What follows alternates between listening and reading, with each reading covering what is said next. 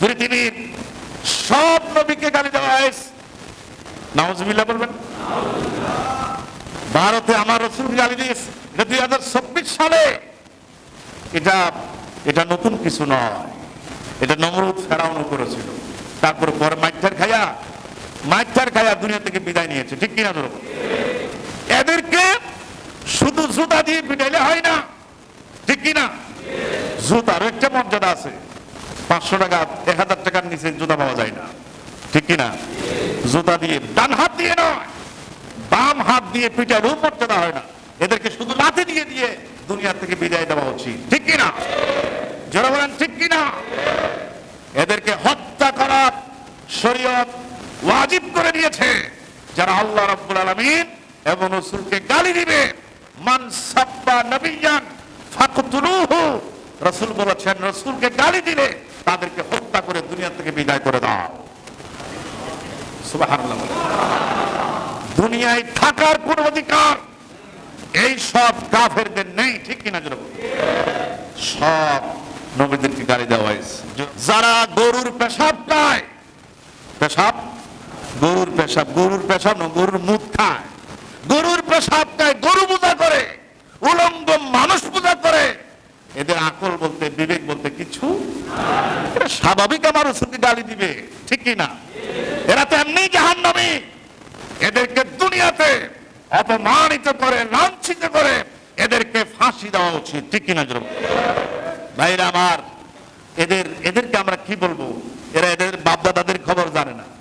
কুমারী পূজারী, আগুন পূজারী, গাছ পূজারী, বাস পূজারী, ল্যাংটা পূজারী, ঠিক কিনা? জোরে বলেন। এদের মৃত্যু যখন হয়, কোন ধর্মের আমরা সমালোচনা করি না। যখন আমার নবীকে নিয়ে সমালোচনা করা হচ্ছে, পাল্টা জবাব দেওয়া আমাদের জন্য ফরজে আইন, ঠিক কিনা? না হয় আপনার রক্তের মধ্যে মুসলমানের রক্ত আছে বলে আমি মনে করি না, ঠিক কিনা?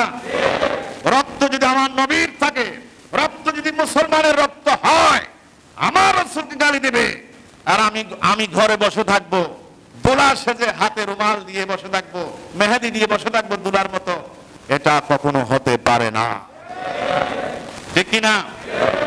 আমাদের অন্তত মসজিদ থেকে আমাদের জবান দিয়ে আমার রাসূলের কথা বলেছি, ঠিক কিনা? এটা একটা প্রতিবাদ করেছি। আমার এই মিম্বর থেকে আমার একটা দায়িত্ব আছে, এটা আমানত, এটা আমার রাসূল থেকে এসেছে।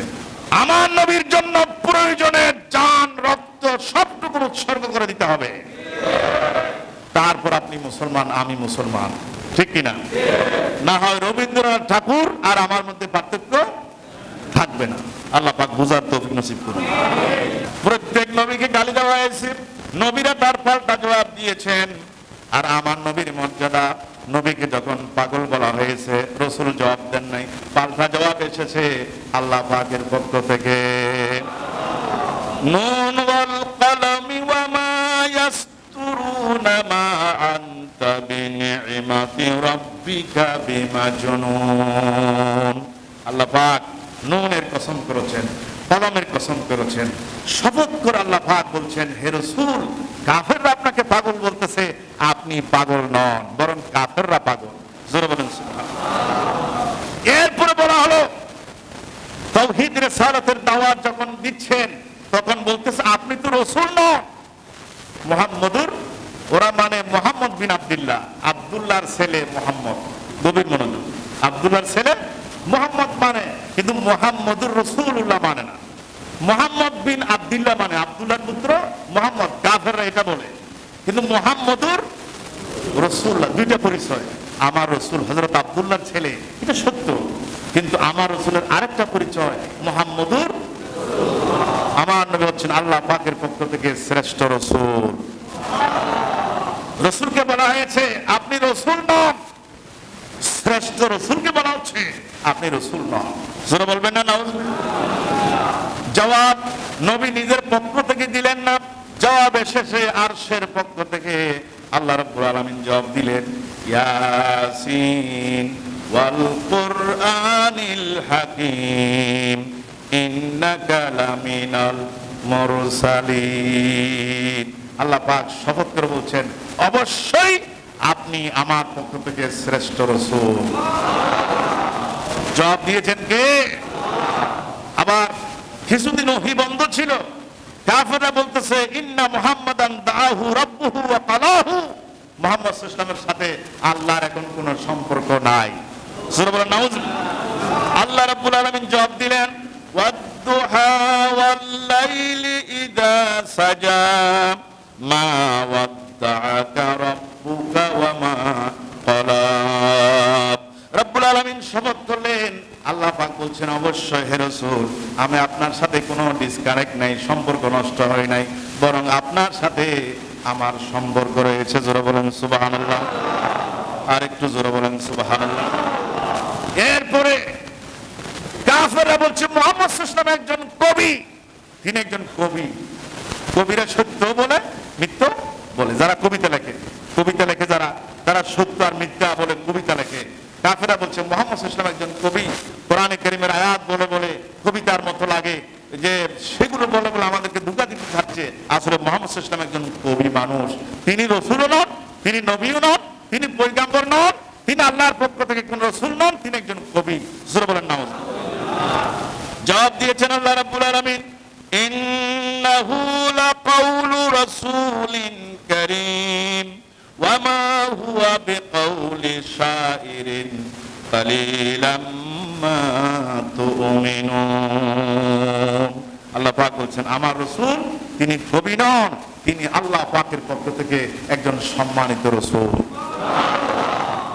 সর্বশেষ আপনাদেরকে একটা, আমার রাসূলের সাহেবজাদা হযরতে কাসেম যখন ইন্তেকাল করেছে, কাফেররা বলছে মুহাম্মদ সাল্লাল্লাহু আলাইহি ওয়াসাল্লামের একেবারে বংশ শেষ, একটা ছেলে ছিল তাও মারা গেছে, মুহাম্মদ সাল্লাল্লাহু আলাইহি ওয়াসাল্লামকে স্মরণ করার মতো, গড়ে বাতি দেওয়ার মতো কেউ নাই।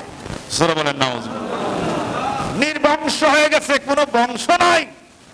আল্লাহ রাব্বুল আলামিন আমার রাসূলের পক্ষ থেকে জবাব দিলেন ইন্না আ'তাইনাকাল কাউসার ফাসাল্লি লিরাব্বিকা ওয়ানহার ইন্না শানিআকা হুয়াল আবতার।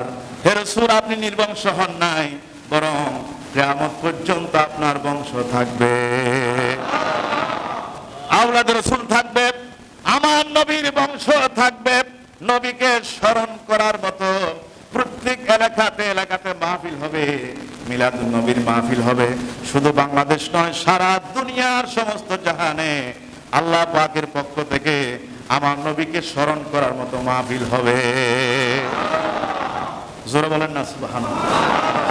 এমন একটা এলাকার নাম বলুন যে এলাকার মধ্যে আমার রাসূলের মাহফিল হয় নাই। সারা পৃথিবীর প্রতিটা থানায়, জেলায়, প্রতিটা ওয়ার্ডে, প্রতিটা মসজিদের মধ্যে, প্রতিটা মাজার শরীফের মধ্যে আল্লাহ পাকের নাম নেওয়া হচ্ছে আর রাসূলের নাম নেওয়া হচ্ছে। জোরে বলেন না সুবহানাল্লাহ। সুতরাং যারা গরুর পেশাব খায়, পেশাব, গরুর পেশাব, গরুর পেশাব না, গরুর মুখ খায়, গরুর পেশাব খায়, গরু পূজা করে, উলঙ্গ মানুষ পূজা করে, এদের আকল বলতে, বিবেক বলতে কিছু, এটা স্বাভাবিক আমার রাসূলকে গালি দিবে, ঠিক কি না? এরা তো এমনি জাহান্নামী, এদেরকে দুনিয়াতে অপমানিত করে, লাঞ্ছিত করে, এদেরকে ফাঁসি দেওয়া উচিত, ঠিক কিনা? ভাইরা আমার, এদেরকে আমরা কি বলবো? এরা এদের বাপদাদাদের খবর জানে না। কুমারী পূজারী, আগুন পূজারী, গাছ পূজারী, বাঁশ পূজারী, ল্যাংটা পূজারী, ঠিক কিনা জোরে বলেন? এদের মৃত্যু যখন হয়, কোন ধর্মের আমরা সমালোচনা করি না। যখন আমার নবীকে নিয়ে সমালোচনা করা হচ্ছে, পাল্টা জবাব দেওয়া আমাদের জন্য ফরজে আইন, ঠিক কিনা? না হয় আপনার রক্তের মধ্যে মুসলমানের রক্ত আছে বলে আমি মনে করি না, ঠিক কিনা? রক্ত যদি আমার নবীর থাকে, রক্ত যদি মুসলমানের রক্ত হয়, আমার রাসূলকে গালি দেবে আর আমি ঘরে বসে থাকবো, দোলা সেজে হাতে রুমাল দিয়ে বসে থাকবো, মেহেদি দিয়ে বসে থাকবো দুলার মতো, এটা কখনো হতে পারে না, ঠিক কিনা? যে আমাদের অন্তত মসজিদ থেকে আমাদের জবান দিয়ে আমার রাসূলের কথা বলেছি, ঠিক কিনা? এটা একটা প্রতিবাদ করেছি। আমার এই মিম্বর থেকে আমার একটা দায়িত্ব আছে, এটা আমানত, এটা আমার রাসূল থেকে এসেছে। আমার নবীর জন্য প্রয়োজনে জান, রক্ত সবটুকু উৎসর্গ করে দিতে হবে। তারপর আপনি মুসলমান, আমি মুসলমান, ঠিক কিনা? না হয় রবীন্দ্রনাথ ঠাকুর আর আমার মধ্যে পার্থক্য থাকবে না। আল্লাহ পাক বুঝার তৌফিক নসিব করুন।